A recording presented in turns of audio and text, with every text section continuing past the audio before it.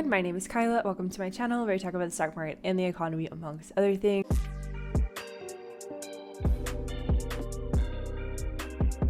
Today we're going to be talking about the inflation narrative. So we had the CPI print last week. It caused quite an uproar and for reasons that you wouldn't quite expect. So I'm going to talk about the difference between month over month and year over year and kind of why the narrative behind inflation is so important. In other news, I'm honored to be a part of Fast Company's Most Creative People in Business 2022. Thank you again for all the support and the kindness. Getting right into it, is data even real? We got the CPI print. The best thing about the CPI print was that it was 0%, technically negative 0.02% unrounded, meaning it actually went down in July. The worst thing about the CPI print is that it was 8.5% year over year. We still have mega inflation. The interesting thing about the CPI print is that it caused a huge response online where people seemed to be insistent that the 0% number was fake or a lie or both. Even Twitter added a fact-checking note to Biden's tweet on the inflation print stating that it was misleading, which was kind of bizarre. There is a difference between year over year and month over month. They are two different metrics that are calculated two different ways and reported two different ways. They're important for different reasons. We all got the same information, but we somehow came to very different conclusions. That divergence in information and conclusion impacts how things works. If you think about rational expectations theory, which is a theory that people come to decisions based on rationality, information available, and past experiences, if all of a sudden everyone's information and interpretation of that information is wildly different, that impacts overall outlook. There's nuance to all of this. The thing is, and I think part of the reason that people are mad is when you say that things are getting better, people sometimes think that you're saying that things are good. Those are two different things, things getting better and things being good. It's velocity and acceleration. So inflation is still high. Nobody's saying that the car isn't moving anymore, but the car inflation is still zooming along as shown in this picture, but it's decelerating. Things are still not great. People are relying on credit cards. Real wages are still being consumed by inflation. Food prices are still high. Rent is exorbitant, but things are improving at least a little bit. But why does data matter? Data at the root is important, right? Even if expectations are wacky, the data is an anchor in this sea of fluctuations, which is why it's important to pay attention to. So data makes policy. I've made this point a couple of times. So Joe Weisenthal had a good tweet about it, where the Fed uses monthly and yearly CPI metrics to make policy decisions. Even though they do use PCE, they do look at CPI to figure out what's going on. Brainerd said herself that the Fed looks at monthly prints, and even if you don't personally agree with CPI metrics, it's important to pay attention to because the Fed does,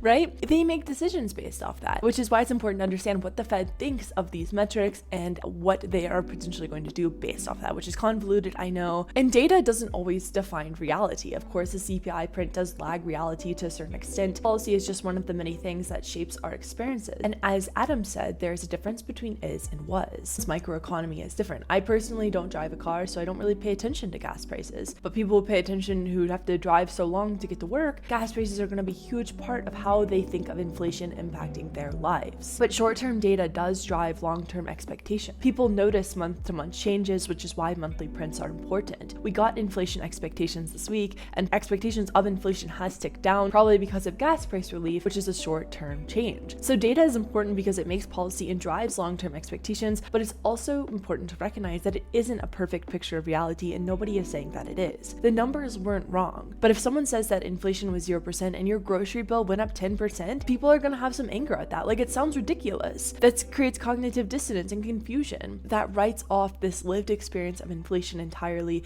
which is not good. Let's talk about what was in this inflation print. Month over month. So CPI did decrease 0% in July after increasing 1.3% in June. Prices did not increase at all in July on average. It's really clear in this chart from Greg. They go the negative and positive price pressure do balance each other out. Shelter costs were a big contributor to number go up, and the fall in energy was a huge contributor to number go down. Things still got more expensive though. The 0.3% month over month increase in core CPI is still 3.7% as Brian highlights, but some stuff didn't. Energy fell 4.6%, but food got more expensive, rising almost 11% in the month.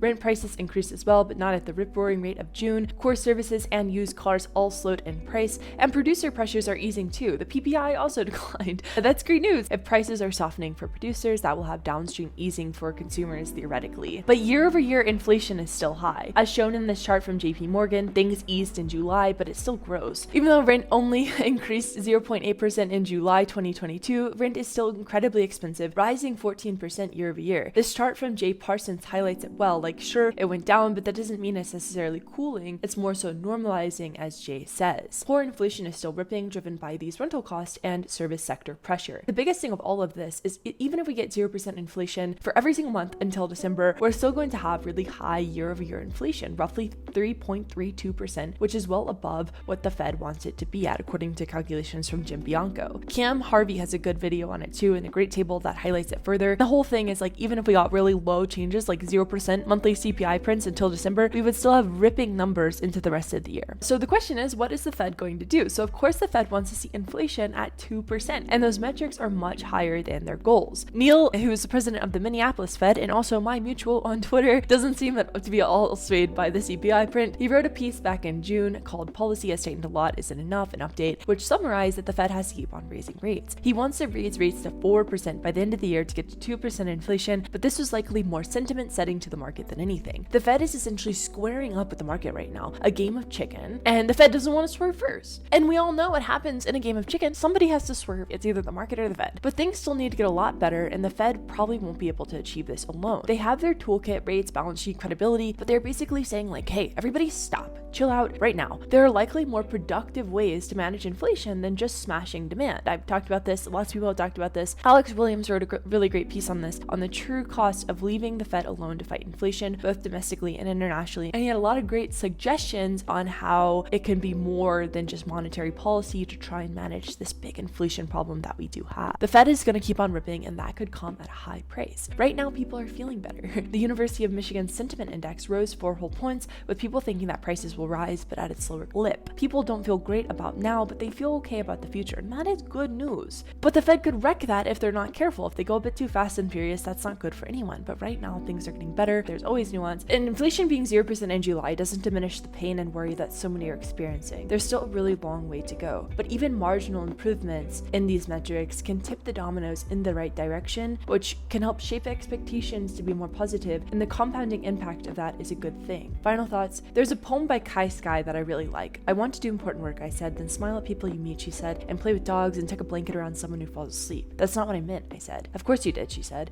"You just had a smaller idea of important." I think that sort of underscores the expectations divergence problem that we have, although it paints it in a rather rosy way. We have different ideas of what matters, and the issue with that is it gets into the spiral of everything matters, nothing matters. There are people who have Stockholm stockholder syndrome, who are positioned, whether politically or in their portfolios, for things to be bad and therefore want things to be bad, and they are very vocal about it. Different ideas of what matters. And that's not a good or bad thing. It's just a thing.